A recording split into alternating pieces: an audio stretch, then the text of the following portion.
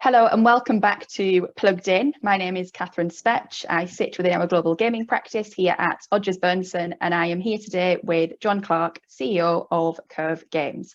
And we've already been having a bit of a chat earlier today, John and I, and I've got a second question for him, which is, what is your view on the effect of subscription models on the industry? The good, bad, the ugly? Yeah, no, interesting. As we were saying before, I guess let's go back, just quickly talk about the industry. We said before, like, the number that I don't know, I do know the number that we've seen in terms of, hopefully we'll go through $200 billion globally, this year in the games industry. Out of that, I think roughly 50% of it is in mobile. Yeah. And out of that, we'll all then go and break it down to, what is PC, what is console, etc. I don't yet know what percentage of that is subscriptions and what the growth is. I think I might have read, and I could be wrong, I might have read somewhere recently that the number could be between like 5 and 8%, or forecasted to be between 5 and 8% of the global market. So I think the first thing is that I'd probably look to put some sort of context on that, but then sort of taking a step and thinking about subscription. And when we think about subscription movies, for instance, and whether it's Amazon Prime or Netflix or Disney Plus or whatever, we're all consumers of this. But from a business point of view, when I think of like sort of the incumbents and the new players that we need to build our business through, at Curve, we're currently building a business around those, the 3 or 4 platforms. So, Steam, PlayStation, Xbox, Switch. And, we build on that as we build a more substantial business. If we take 3 of those, Steam, PlayStation, and Microsoft, and we think about, the basic building blocks that we see within their businesses, I think now we see Steam as primarily, for us, a full price premium download business. Yeah. And we can build in modding, we can build in DLC, we can build in additional content. And that's a business that we're familiar with, and it's fairly straightforward, or it feels fairly straightforward.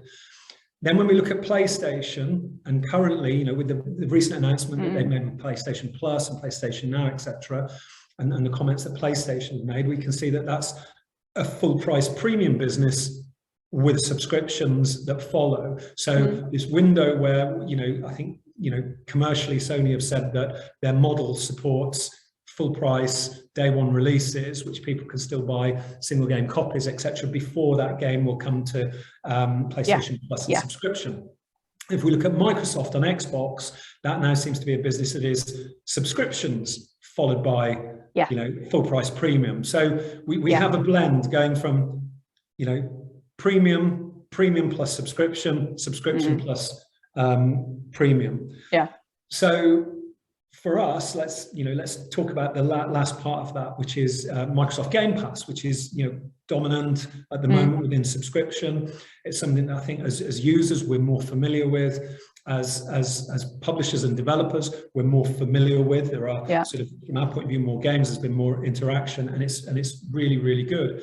Now, if we think that our general world, whether it's media consumption or buying of any other items of clothing or cars or whatever, there is an element of subscription that is now seems to be rolling out, that we're going to move into a subscription world. And I think the thing that drives it all is value and quality content.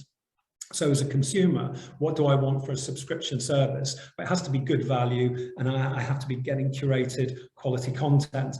And that's what I find, personally, from every subscription service that I'm in, whether it's Spotify, whether it's Netflix, what drives your commitment to that is the content that you get and the value for money that you get.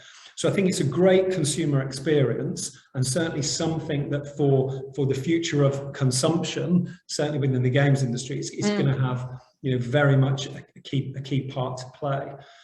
So convenience. It's one of the things that drives us is convenience for community content. And then from our side, I talked before about the commercial realities of the business. it can help. It can help sort of support developers, and it can either de-risk or it can increase investment. So if you can sort of get the right commitment from the right partner, we still add to development budgets, as well as getting commitment from people who want to contribute to bringing those games to the platform. So it can de-risk, but it can add investment to it as well, and it gives a level of security, around that as well. Yeah. So, and I think for indie space, certainly it is a great thing to get content out there. There's no getting away from that, and it's the opportunity for players to try things risk-free in lots of ways, rather than purchasing full price on Steam a game that they're not particularly familiar with. But equally, I think it'll be really interesting to see the kind of economic effect in terms of sort of consumer confidence is decreasing at the moment, and it'll be interesting to see what goes first. Do you stop paying for one-off games that that you really want, or do you stop paying for a subscription that actually allows you to sample things and discover things? But does that feel like a luxury if you're if you're stretched at a certain point? I think it'll be interesting to see the impact of that for sure. Yeah, and I think certainly as we head into sort of what looks like a recession, we sort of get concerned about that. But I do think that we should be buoyed by the sort of public's attitude towards media and entertainment, and games are part of that. So I'm not saying we're recession proof, but I think there's definitely a lot of support. People still want entertainment product, people will still want games, people still want multiplayer, the chance to interact and actually enjoy yourselves through entertainment services, and subscription has a big part to play in that, because you do know if I subscribe to Game Pass or PlayStation Plus, I know for an annual subscription or a monthly subscription, I know that I'm going to get a variety of quality content, and that's important. So that's good. I think turning to the bad, I think as you said, is like, again, if we look at movies and TV, how many services can you actually subscribe to?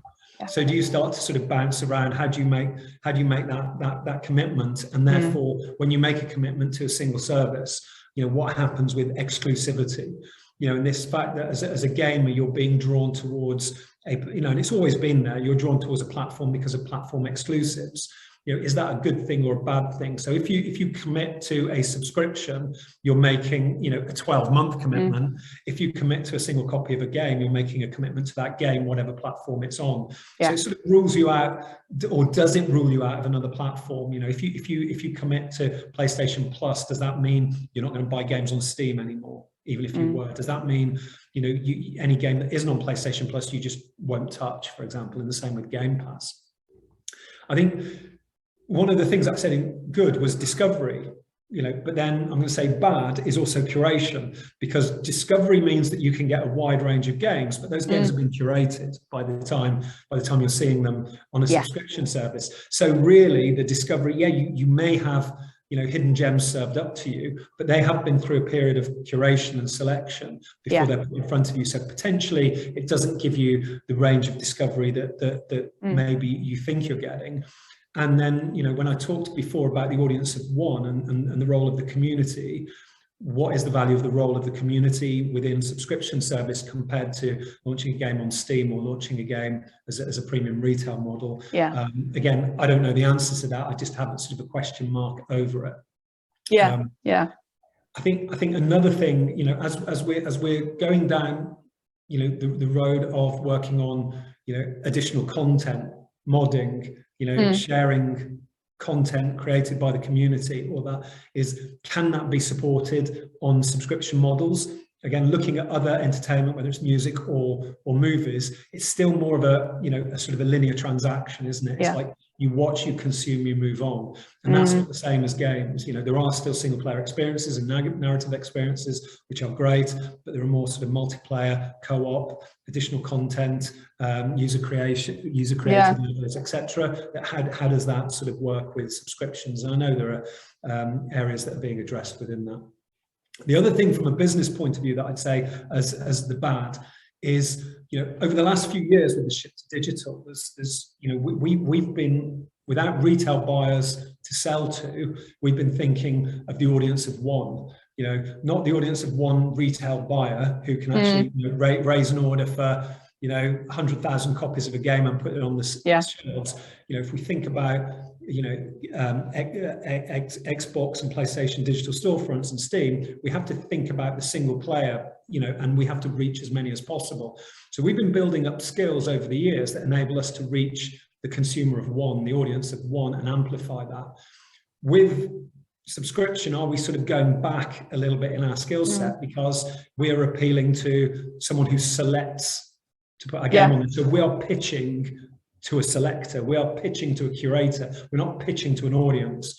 So therefore, what does that mean for our publishing skills that we've been growing? What does that mean, for the way that we interact? So I think that's feels like it's a little bit of a challenge, because we are, it's determined on the presentation of the game portfolio that we give to you as the curator that decides whether or not it goes in the subscription service. So that changes the way that we do business. So it's really similar actually to what Maria was saying last week, in that she's worried that it not just the kind of complexity of the business side of it, but also how player centric you can then be, because it's putting a step in between you and the player, and therefore you and the communities, which goes back to what you were saying about how do you drive communities through subscription. So it's kind of like the digital age within gaming gave powers back to both devs and publishers and players, whereas now there's potentially a middleman again. So it's interesting, because it's a really similar point to what she was making, but with just a slightly different impact.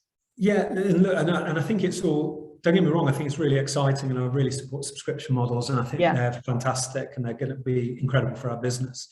If we want to go to the ugly, and I don't know if it's ugly, but I sort of think that when we go out looking for games, currently, our mantra is, we want to look for games that we love, made by people that we trust and respect. Will we change that going forward to, we want to search for games that we know will work on Game Pass or PlayStation Plus because of these characteristics, because of this data.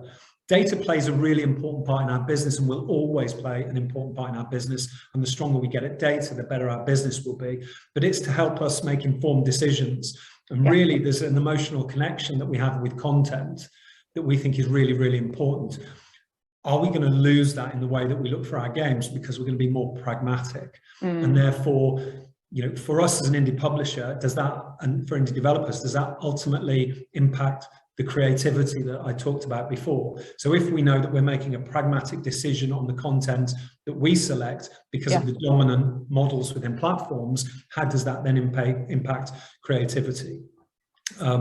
So I would think, this is more about emotional connection to content. It's more about creativity, and that is because of the barrier that could come in between the curator and the consumer.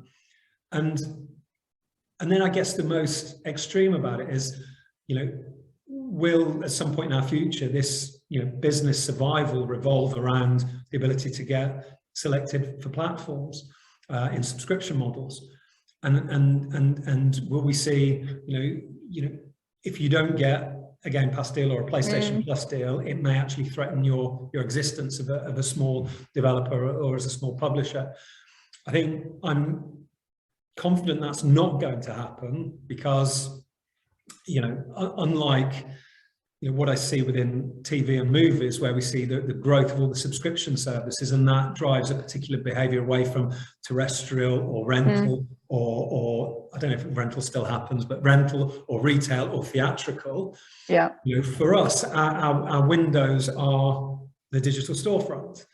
And thankfully we do have that blend, as I said before, between Steam, PlayStation, and Xbox, sort of looking at in different ways. So we do see a behavior through our data that what a subscription deal gives to us on one hand, does it take away on the sort of single copies sold? On the other hand, are we in a balancing act? Are we in a net position?